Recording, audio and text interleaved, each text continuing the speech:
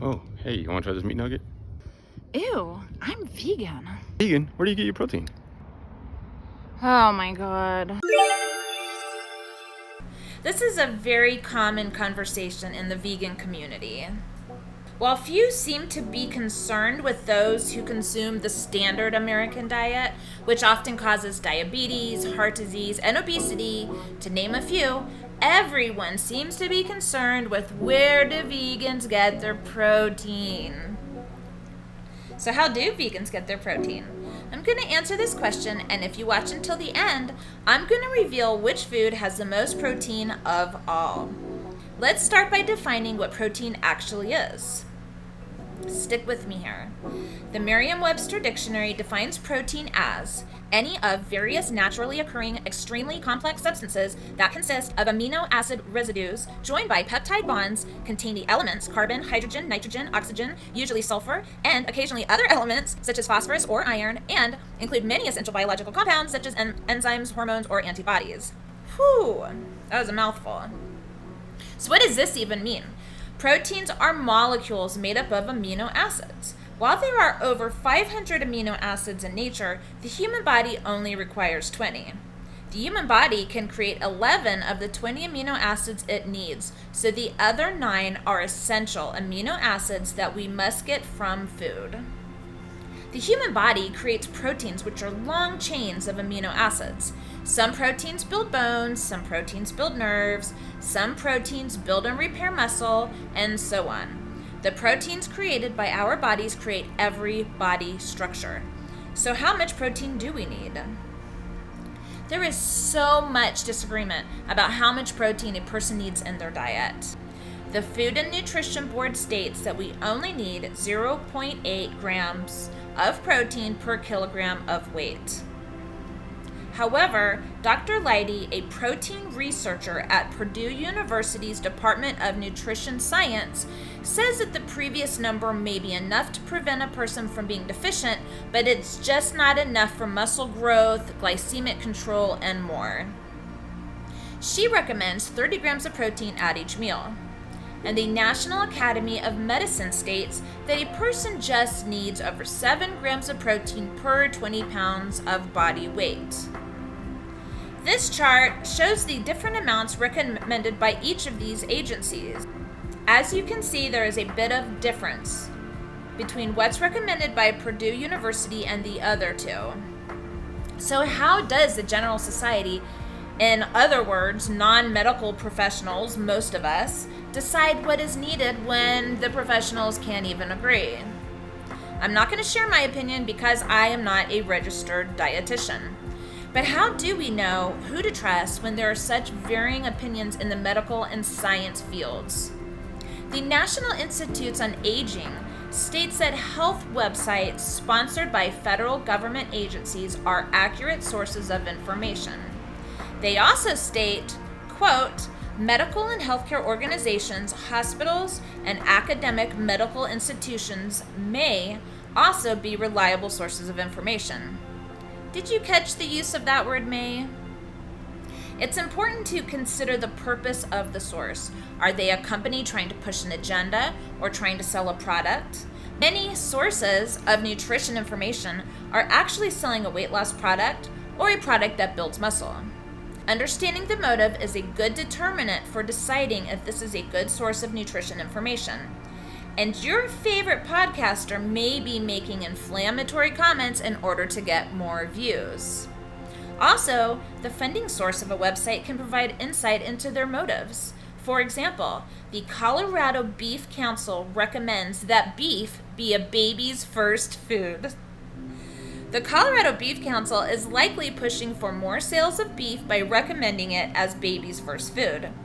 While I'm not going to argue about the silliness of beef being a baby's first food, it's pretty clear that I should not get nutrition advice from a company trying to sell their product.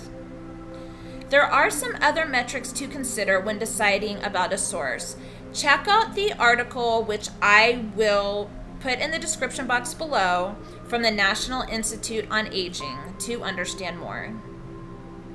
One thing is clear: believing someone famous who does not have nutrition credentials is not a reliable source of information, and neither is your favorite podcaster. And that is why I am also not giving my opinion on this topic. I'm just not qualified. While most medical students receive an average of 11 hours of nutrition training throughout an entire medical program, this is not always enough to give them the skills and knowledge they need to provide comprehensive nutrition advice to their patients. If you are seeking nutrition advice from your doctor, it is important to ask them about their training and experience in this area. If you are still not sure whether your doctor is qualified to give you nutrition advice, you can always ask for a referral to a registered dietitian. Registered dietitians are nutrition experts who have completed a rigorous education and training program. They can provide you with individualized nutrition counseling and help you create a healthy eating plan that meets your individual needs. So back to how much protein is needed. Let me state a quick word about protein deficiency. According to the World Health Organization, protein deficiency is rare in developed nations. However, there are some people who are at risk, such as the elderly, people with certain diseases, and those who follow restrictive diets. If a person eats the required number of calories and their meals are diverse, they will not suffer from a protein deficiency. The Mayo Clinic actually states that most men exceed their requirements, meaning that they don't have to be concerned about their protein consumption. That being said, does eating more protein mean that you will build more muscle? No. Muscle growth comes from a strength training program along with protein. And if we overeat on protein, what happens to the excess protein? Well, our bodies cannot store protein, so it is converted to either glucose or triglycerides. And if you think that means either carbs or fat, you're sort of right. So the excess protein becomes an energy source. And if that energy source isn't used, then it becomes fat on your body, according to the Mayo Clinic. There is one last question we should discuss before getting to the meat of the discussion, and that is, are all amino acids created equally? As we mentioned before, proteins are created by various amino acids to do specific jobs in the body. That means that different amino acids have different functions in the body. For example, leucine is an essential amino acid that is needed for muscle growth. Methionine is also an essential amino acid that is needed for bone health. The body needs all 20 amino acids in varying degrees to complete all of the body processes performed by protein.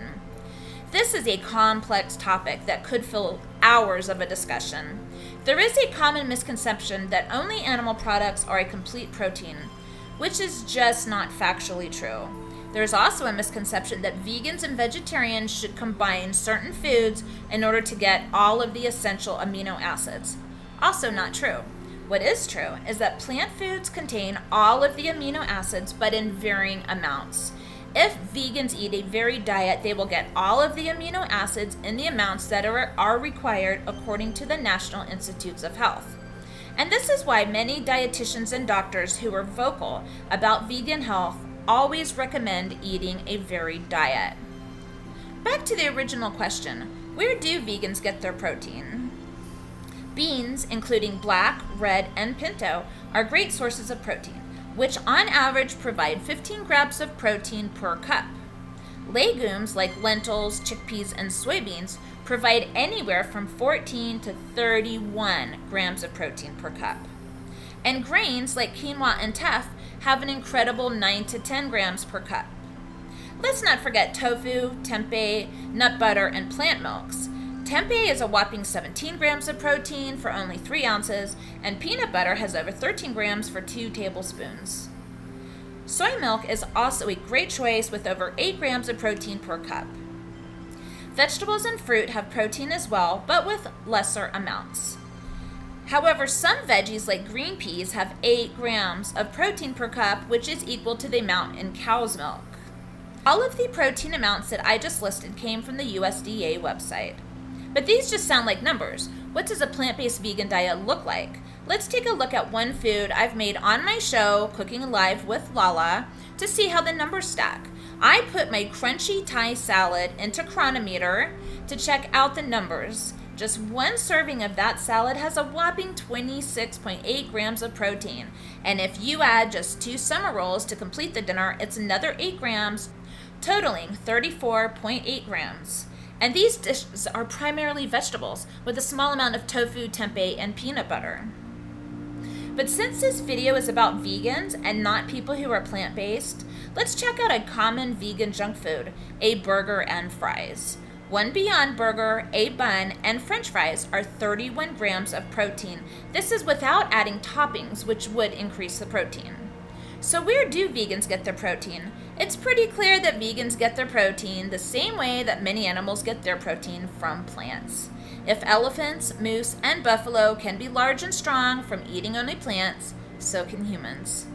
In addition to discussing protein in vegans, this video aims to help people understand how much protein they actually need as opposed to the amount that is commonly believed, and encourages people to consider what and who is a good source of information.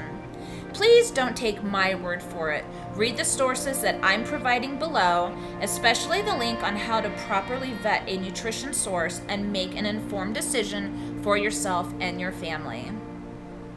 And I promised you that at the end of this video, I would reveal the #1 source of protein in all of the food products. And that source is soybeans.